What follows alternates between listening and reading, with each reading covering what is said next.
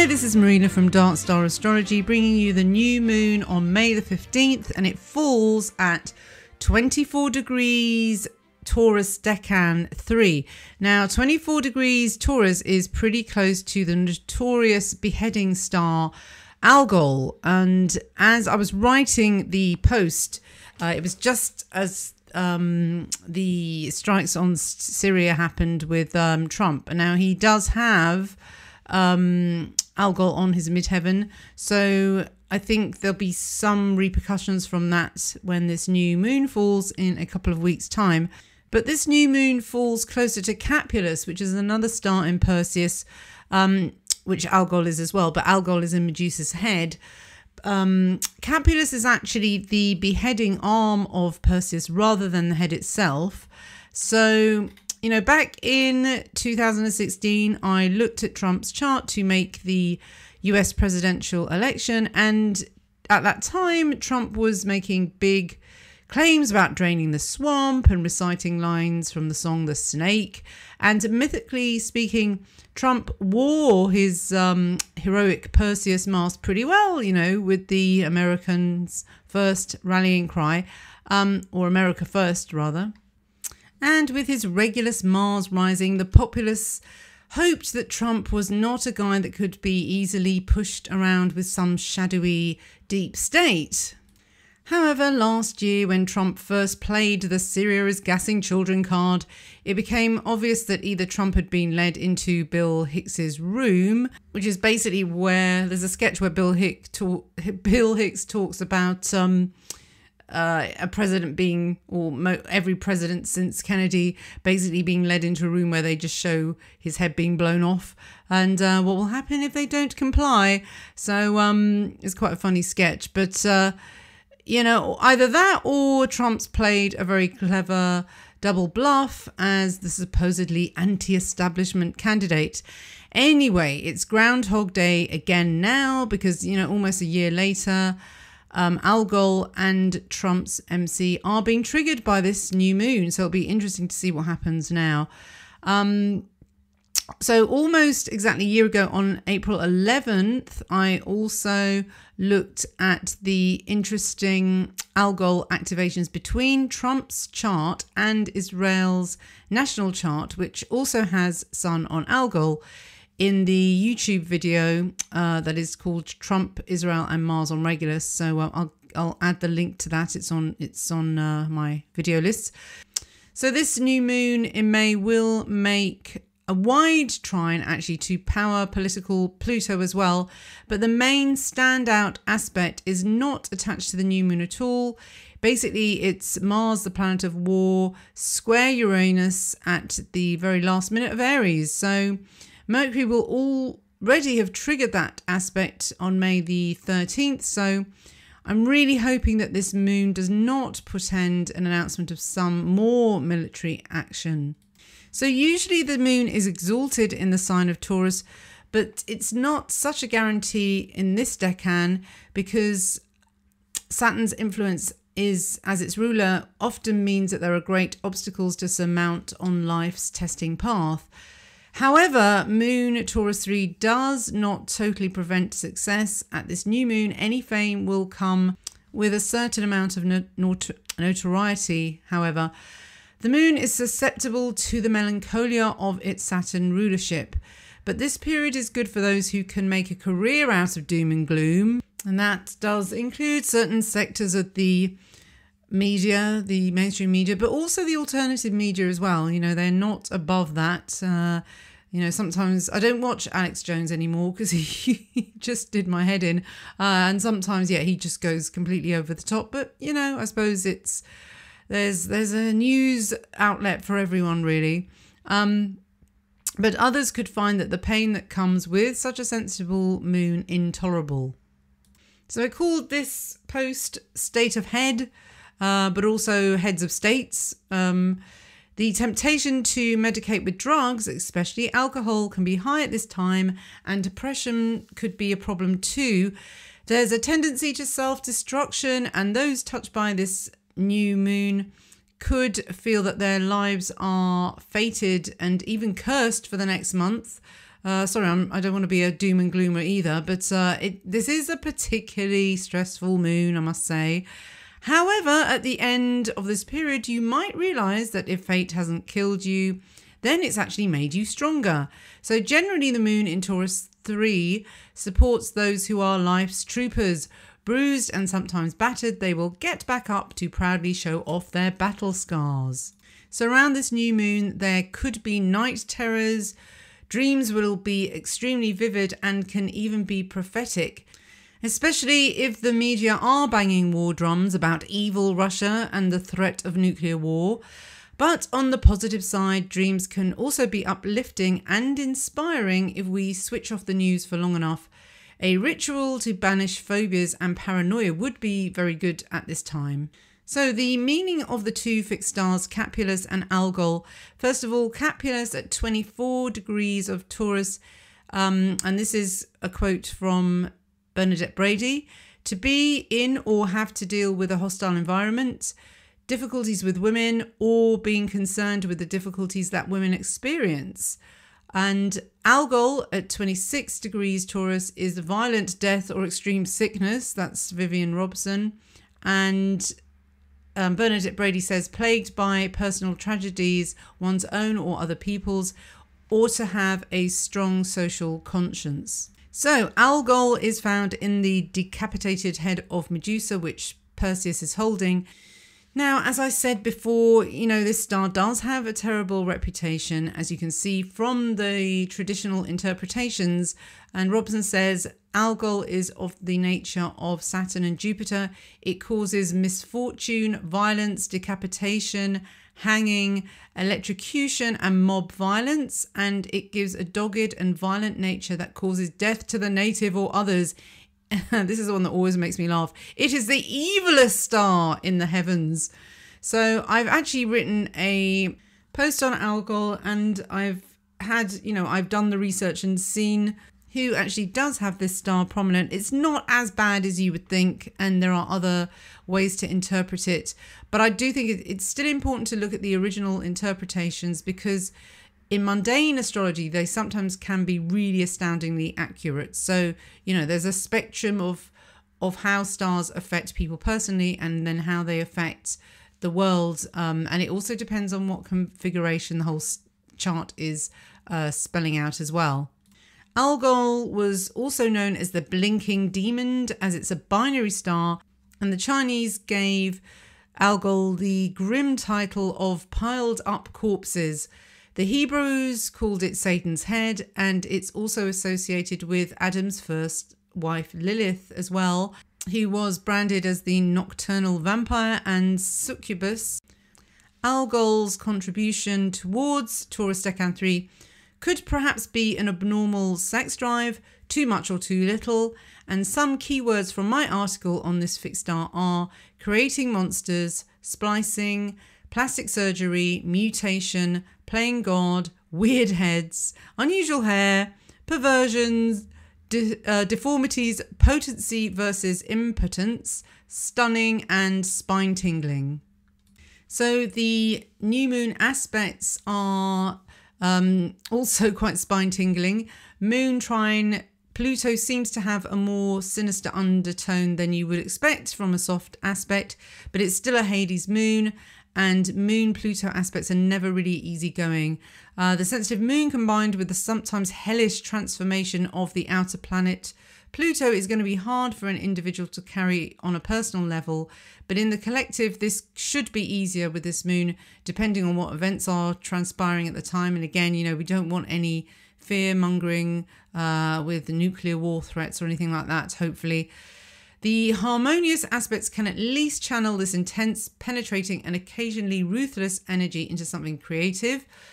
Moon trine Pluto will always carry the tinge of the underworld and will make powerful political statements. Arts will be profound and involve deep exploration of the shadow. Sometimes there's an obsession with exposing corruption as well. This new moon gives us the opportunity to explore these subjects and fits very well with the Algol theme also. We need to face the monster squarely and without fear. The other aspect of this moon is Mars square Uranus, and with this we get a doubling up of sex and speed, sometimes both at the same time. Passionate, fast and furious is its style because of the square's raging war to conquer and modernize, especially with Uranus. Uranus can cool Mars a little though, and the fast movement stirs up a refreshing breeze. Even though this is a square, I don't think it actually creates violence or malefic intent, but what we get most of all really is impulsiveness. So those touched by this new moon will need freedom of movement. This aspect is a risk taker and a racer, and it feeds off adrenaline and has very little patience. It is a revolutionary and can easily rouse a crowd to act with speed and efficiency. Mars in hard aspect to Uranus is so electrically charged that it works like a power battery. Therefore, it can really inspire and enthuse others into action. Just a quick reminder of what the new moon meaning really is. It's about planting new seeds, starting afresh. But we are working blind because there's no illumination of the sun's wisdom, and we're working 100% on our instincts as well. So, we need to tune into our guts. That way we can tell the difference between a wounded ancestor who's crying out for attention and a genuine gut feeling that is one's trusted intuition. Otherwise, discernment is needed because the guidance of the sun, the light of truth, is missing at the new moon, and we can easily become hoodwinked. Thought seeds planted at the new moon can, they will grow basically. So just be careful what you wish for. So to prepare the earth for your new moon seeds, make the gods work for you by immersing yourself in this crazy Taurus Decan 3 energy, if you dare. So if your ascendant, sun or moon are in the fixed sign Decan 3, you might find that you attract speed freaks and warmongers into your life around this time. So ward them off and slow down any tailgaters with these materials and props. The 5 of Pentacles to gaze at, artichokes to eat, lilac to adorn your table, emerald crystal to hold, music in the key of E to listen to, and vanilla, chamomile and rose essential oils in a bath. So the summary then, now both the fixed stars and aspects for this new moon are more than a little worrying with the current Syria situation. It seems to have calmed down. When I wrote this, it was still quite like it was brewing. The elites obviously can't start a war by themselves and need order followers and patriots to do their dirty work. Those Moon, Pluto and Mars, Uranus propagandizing and revolutionary aspects are just what they need to bewitch the majority of the proles into compliance.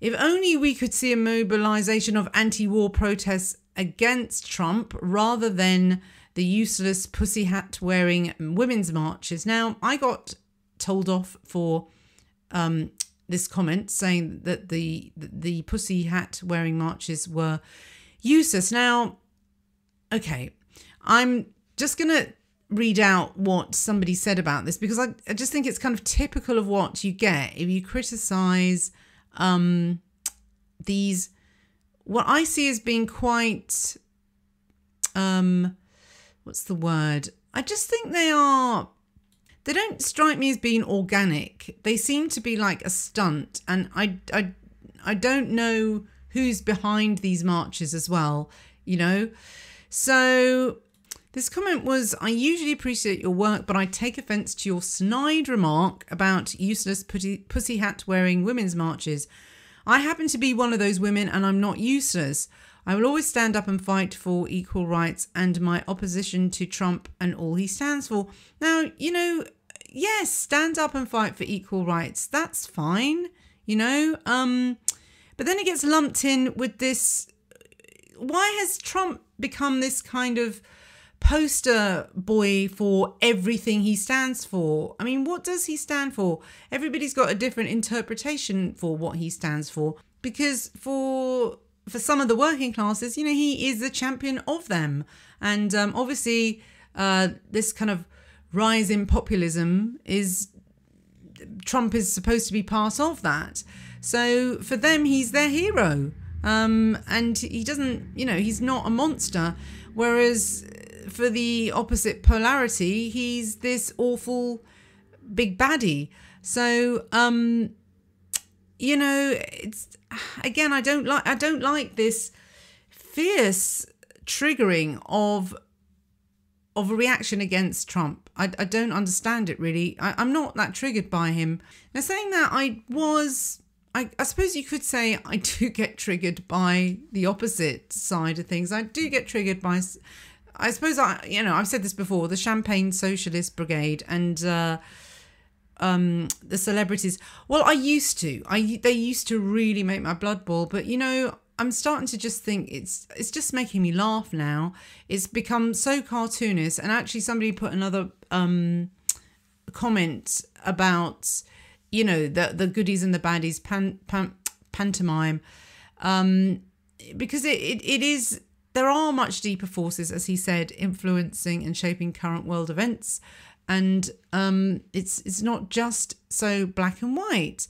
So my response to the woman who felt that I was saying she was useless, which I was not, I just said, why are you taking that personally? I said the marches were useless, and it just seems to me, you know, it's what do they achieve? What do these marches achieve? Trump himself, he's just another sleazy politician, like so many of them are. And yeah, we had the whole Bill Clinton thing. There's no marches. There was no marches against him when there was the whole Monica Lewinsky scandal. You know, cigar. I don't know what would they be wearing? Cigar hats or something. But I think the point is people get really. They are if they.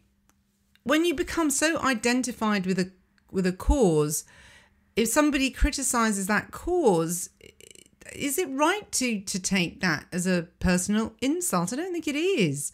You know, I think we're getting too, it's too inflammatory now. So I started to think lately that what if it's all just a simulation? It's just a kind of, it just seems ridiculous at the moment. And to fall into the trap of getting really triggered by comments, and it's, I know, you know, I'm in the spotlight here because I'm making YouTube videos, and people will take offense, but well, don't take offense. It's not addressed to you. So anyway, I'm just expressing my opinion. It's not directed at anyone personally at all. So, and I can be snide if I want. Why not? You know, people are snidey all the time on, you know, the celebrity lefty comedians are snidey all the time to, well, first of all, to the white working class in America and the way that they talk about rednecks, and they're snidey towards the chavs, you know? In England, we have the same thing. And that's perfectly fine to be snidey about people who, through no fault of their own, were brought up in a very deprived area and didn't have any education, didn't go into college. But the thing is, though, I'm starting to think, you know, I prefer people who haven't been educated, because to me it's like indoctrination these days. I mean, maybe, I don't know how long ago education was actually proper education. I think you'd have to go back quite far. I mean, even in the 80s when I was at college, it was all very, very cultural Marxist and feminist, and it really was. I mean, that's why I left college being a complete lefty. And here's another point that I wanted to make too, is, you know, I'm not a big fan of Jeremy Corbyn, but, you know, he was making some noises against the war in Syria. But then, you know, on the other hand, Theresa May, conservative, she's Trump's new best friend when it comes to war in the Middle East. So this is what makes me so mad, is that no one, there's these double standards here. Like the thing that's the most offensive about Trump was, you know, this whole ridiculous pussy grabbing incident. But Why don't people come out and protest against the war in Syria? Why? I mean, this is a huge thing. Why is it still... Why? I don't understand. War in the Middle East. He's gone back on his promises. That's a betrayal. So if we're going to protest against Trump, why not on something that's really serious, which is the war in Syria? I mean, in the 1960s, there were huge anti-war protests. So why aren't we doing that now? I mean, I don't know. I know that Syria, I guess, isn't classed as such a huge war as the one in Vietnam, but the potential for it to kind of flare up into another Cold War is quite high. And since Russia is the kind of new bogeyman again, it's also confusing. Because one minute, you know, Trump was being criticised for being Putin's best friend, and now he's against Putin, and it's all right now. Crazy. So I actually had a quick look at the transits to the US chart on April the 14th when there were the strikes. Interestingly, Mars was opposite the US Sun. I'm using precession, by the way, so it makes things a little bit behind.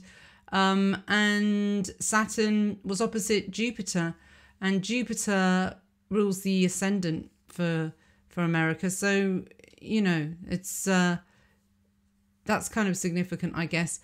But Mars is the planet of war opposite the sun, and America's sun is in the 8th house. So actually it's got a stellium in the 8th house if you're using whole sign. So America's national chart is very much an 8th house deep state type of energy, really. Oh, and also transiting Uranus is square USA's Mercury as well. Now, Mercury rules its status in the world, you know, shocking there as well.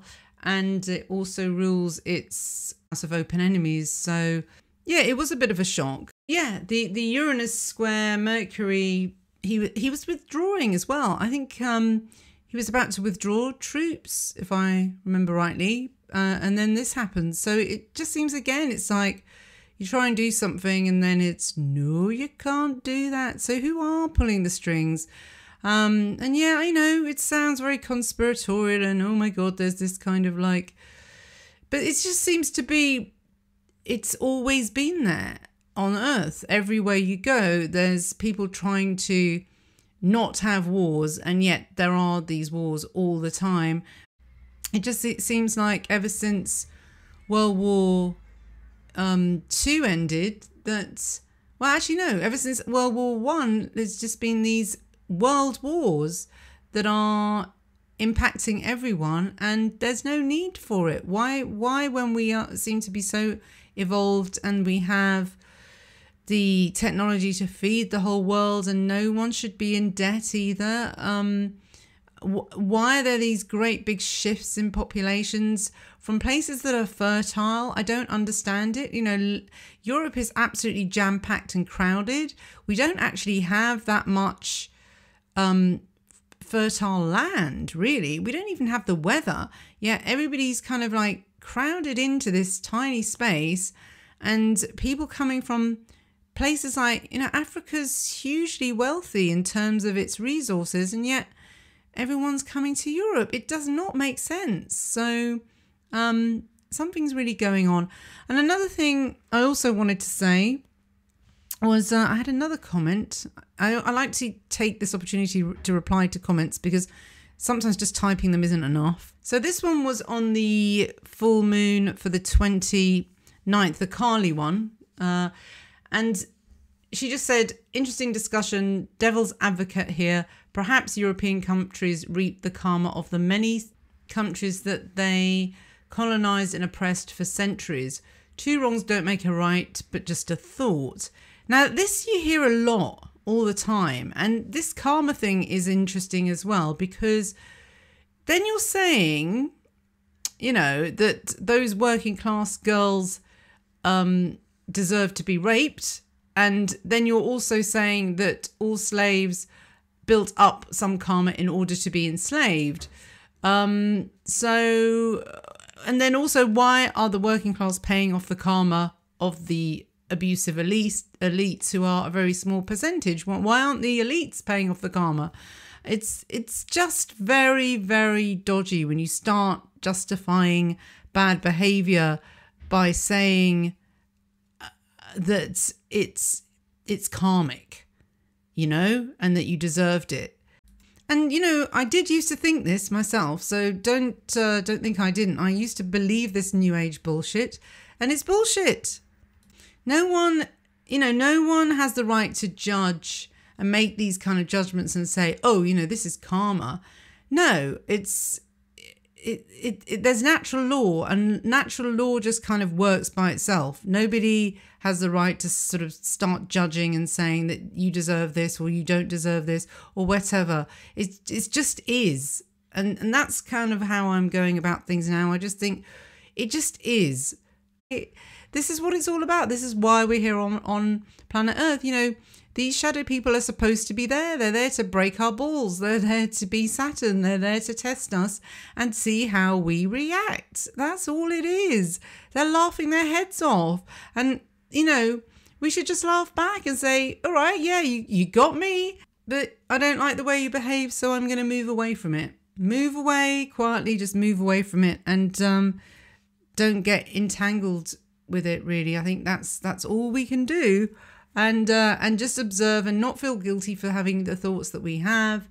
I refuse to accept this bullshit karma thing because, like I said, it's only the people at the bottom of the pyramid who seem to be paying it. But then you see also, by the same argument, all the people who are in positions of power now and who are very rich. Did they do great things in their last life to get where they are? Are they being rewarded? I mean, it is like and now this is another thing, the Hindu caste system, because they can say the same thing. The elites at the top, they earned that, and they deserve it. And those untouchables at the bottom, well, they just they were just awful in their last life, so they deserve to be there. So no pity for them, which is kind of ironic because of basically it is cultural. Why isn't this cultural appropriation, by the way? All the sort of westernized versions of Hinduism and New Age, blah, blah, taken from Buddhism and Hinduism, or Hinduism rather, from India. They're all about sort of peace and love and equality, yet the caste system sort of kind of glossed over there. I mean, I don't know whether it's still as rigid as it used to be way back when, but I know things are supposed to be changing now. But by the way, this isn't a criticism of the Hindu system at all, because I have a great respect for hierarchy, actually, and I don't believe everyone is equal. I do believe that there's always a form of competitiveness, and the best people kind of rise to the top. But there always has to be a balance, doesn't there, really? You can't have everyone equal, otherwise you're just going to drag everyone down. But then at the same time, you can't kind of have this system where you're saying karmically, I'm rich because I deserve it. And, that doesn't make sense at all either. So with everything, there has to be a balance. So anyway, those are my thoughts for this state of head. And if, as David Icke says, it's all an illusion and we are living in a simulation, then it doesn't matter. It's all just a game. So all we can do is just do our best. So that brings me to the end. Do come to Darkstar Astrology for the monthly horoscopes. May and June are up, and also the special aspect pattern that I featured is the June the 1st Grand Water Trine, and you can find out what that means for you and your sign as well. All the best then. Bye-bye.